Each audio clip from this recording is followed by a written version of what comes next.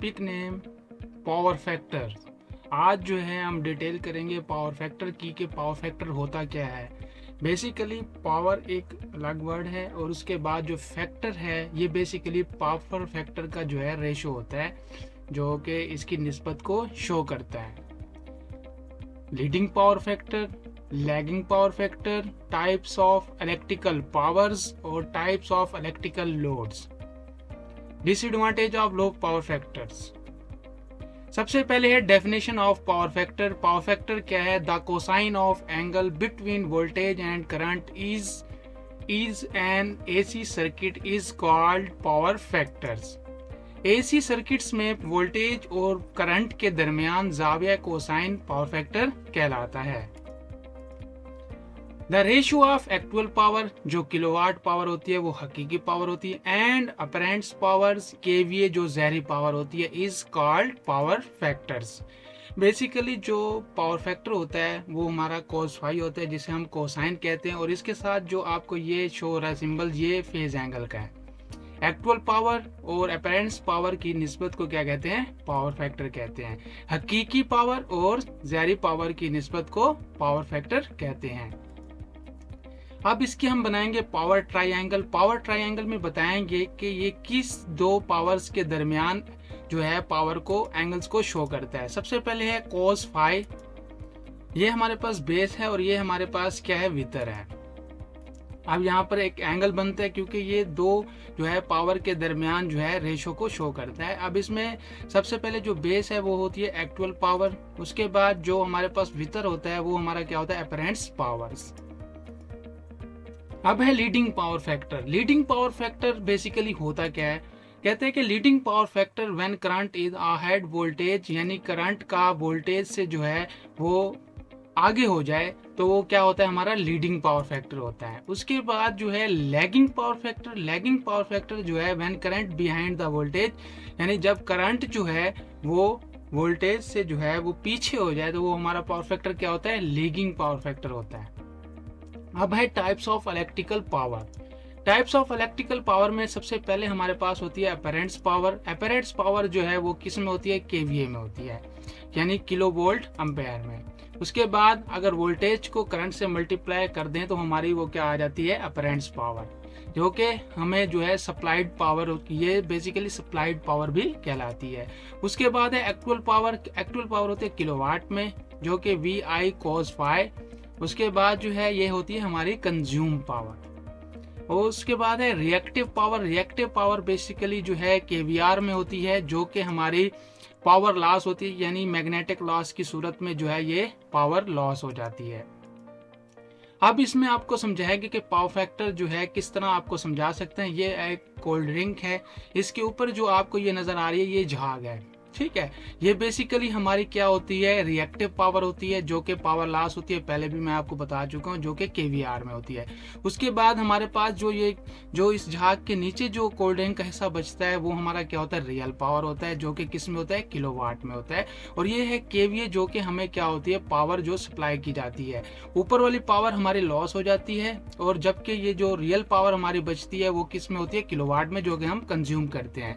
यानी ये waste power हो गई। उसके बाद ये क्या हो गई? Usable power. अब है टाइप्स ऑफ इलेक्ट्रिकल लोड्स। हमारे पास जो इलेक्ट्रिकल लोड होते हैं वो तीन किस्म के होते हैं। सबसे पहले होता है resistive load. Resistive load basically जो है रेजिस्टेंस पर कंसिस्ट होता है, यानी जिसमें आयरन हो गया, उसके बाद बल्ब हो गया और उसके बाद क्या हो गया? हीटर हो गया, ईटीसी वगैरह। उसके बाद जो है इंडक्टिव लोड बेसिकली जो है कॉइल पर कंसिस्ट होता है, जैसे हमारी मोटर्स, इंडस्ट्रीज की मोटर हो गई, इंडक्शन मोटर्स हो गई, थ्री फेज मोटर्स हो गई, ये हमारे क्या है? इंडक्टिव लोड होते हैं। उसके बाद है कैपेसिटिव लोड। कैपेसिटिव लोड ऐसा लोड होता है जिसमें क्या है? कैपेसिटर्स का जो है वो यूज किया जाता है, जो कि पावर फैक्टर को इम्प्रूव करने के लिए भी हम यूज करते हैं। हमारा जब भी पावर फैक्टर जो है वो लैगिंग करेगा वो इंडक्टिव लोड पर करेगा, कभी भी रेजिस्टिव लोड पर जो है पावर फैक्टर लैगिंग नहीं करेगा। याद रखिएगा, रेजिस्टिव लोड पर पावर फैक्टर हमारा यूनिटी होता है, इंडक्टिव लोड पर हमारा पावर फैक्टर क्या होता है? लैग कर जाता है। और कैपेसिटिव लोड पर क्या होता है? हम पावर फैक्टर को क्या करते हैं? इंप्रूव करते हैं, मतलब लीडिंग कराते हैं। अब है disadvantage of low power factor, यानी हमें पावर फैक्टर से, जो पावर फैक्टर है वो लो होने से हमें क्या नुकसान होता है, कंपनीज को क्या नुकसान होता है और इंडस्ट्रीज को क्या होता है। कहते हैं कि load current is inversely proportional to the power factor, यानी हमारा जो लोड करंट होता है वो इनवर्सली प्रोपोर्शनल किसके, पावर फैक्टर के। मिसाल के तौर पर यहाँ पर अब मैंने फार्मूला दिखाया सिंगल फेज सप्लाई का, IL हमारा लोड करंट है, उसके बाद P/VL cos phi, ये VL जो है वो क्या है, हमारा लोड वोल्टेज है। उसके बाद 3 फेज सप्लाई पर हमारे पास जो करंट होता है वो किस तरह होता है, P/3√VL cos phi, ये 3√ जो है हमारे 3 फेज सप्लाई को शो करता है। ठीक है, उसके बाद है, अब इसके हम डिसएडवांटेज की तरफ आते हैं। कहते हैं large KVA rating of equipments, कहते हैं इलेक्ट्रिकल जो मशीनरीज होती हैं हमारी, मसलन ट्रांसफार्मर हो गया, उसके बाद जो है हमारे स्विच गियर हो गए, उसके बाद हमारे जो अल्टरनेटर्स हो गए, इनकी रेटिंग किस में होती है, केवीए में होती है। ठीक है, जिसकी वजह से हमें क्या करना पड़ता है, इनकी जो हालात की, जो हमें पता है कि हमारे पास जो केवी होता है वो इनवर्सली प्रोपोर्शनल होता है कॉस फाई के। आपको पता है जो केवी है किलोवाट ओवर कॉस फाई होता है, केवी किलोवाट के डायरेक्टली प्रोपोर्शनल होता है और इनवर्सली प्रोपोर्शनल होता है किसके, कॉस फाई के। अब आपको पता है अगर ये हमारे पास पावर इंक्रीज होती है तो हमारा कॉस फाई क्या हो जाता है, कम हो जाएगा, यानी एक वैल्यू हमारी कम होगी तो दूसरी वैल्यू क्या हो जाएगी, बढ़ जाएगी। इसी तरह अगर हमारा कॉस फाई जो है पावर फैक्टर लो होगा तो केवीए जो है हमारे क्या हो जाएंगे, ज़्यादा हो जाएंगे। इसलिए हमें आलात की जो रेटिंग है वो हमें बढ़ानी पड़ती है, जिसमें अल्टरनेटर, स्विच गियर्स और कंट्रोलिंग डिवाइसेस, उसके बाद हमारे ट्रांसफार्मर ETC। उसके बाद दूसरा बड़ा लॉस हमारा क्या होता है, ग्रेटर कंडक्टर साइज, हमें जो कंडक्टर का साइज है वो भी बढ़ाना पड़ता है, क्योंकि जाहिर सी बात है पावर फैक्टर के लो होने से करंट क्या हो जाता है, बढ़ जाता है, यानी IL = P/VL cos phi। अगर जो है हमारा पावर फैक्टर मुस्तकिल वोल्टेज पर तस्सील किया जाए तो कंडक्टर्स में कम पावर फैक्टर की वजह से करंट जो है वो ज्यादा गुजरता है, इसलिए करंट की ज्यादा तरसील यानी ट्रांसमिशन के लिए कंडक्टर का साइज भी बड़ा करना पड़ता है।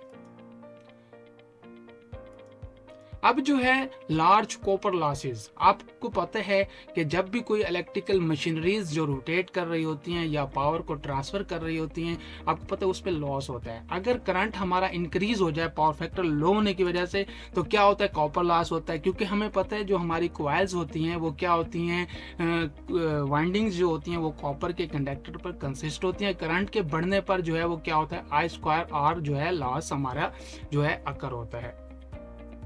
सप्लाई सिस्टम के आलात में पावर फैक्टर पर ज्यादा करंट के नतीजे में I² लॉसेस ज्यादा होंगे, इस तरह इसकी जो एफिशिएंसी होती है वो क्या हो जाती है, मशीन की कम हो जाती है।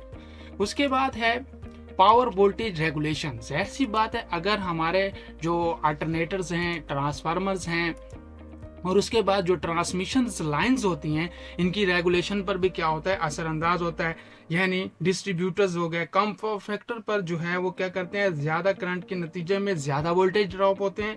इस तरह सप्लाई एंड पर वोल्टेज क्या होंगे, हमें कम मिलेंगे और इस्तेमाल होने वाले आलात को नुकसान भी पहुंचाएगा। ठीक है, उसके बाद है reduce handling capacity of system. कहते हैं कि सिस्टम की जो हैंडलिंग कैपेसिटी है वो क्या हो जाती है, कम हो जाती है। सिस्टम के जो आलात होते हैं उनकी हैंडलिंग कैपेसिटी कम पावर फैक्टर पर क्या हो जाती है, कम हो जाती है, यानी वो अपनी पूरी रेटिंग की बजाय कम रेटिंग पर क्या करते हैं, काम करते हैं। यानी हमारे जो सेंडिंग हैं और उसके बाद रिसीविंग पर जो है वोल्टेज क्या हो जाते हैं, कम हो जाते हैं।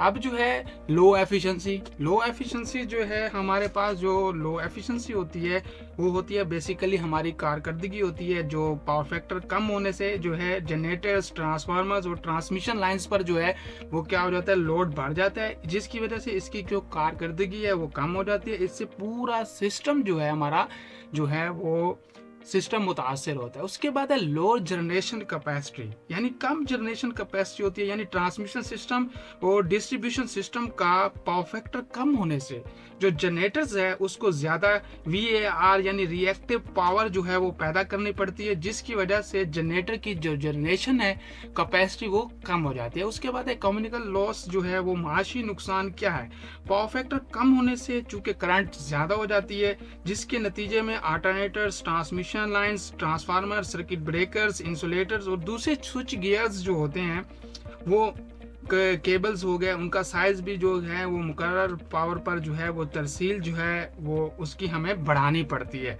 इस वजह से पावर फैक्टर जो है पावर सप्लाई कंपनी को कम पावर फैक्टर की वजह से बहुत ज़्यादा माशी नुकसान बर्दाश्त करना पड़ता है।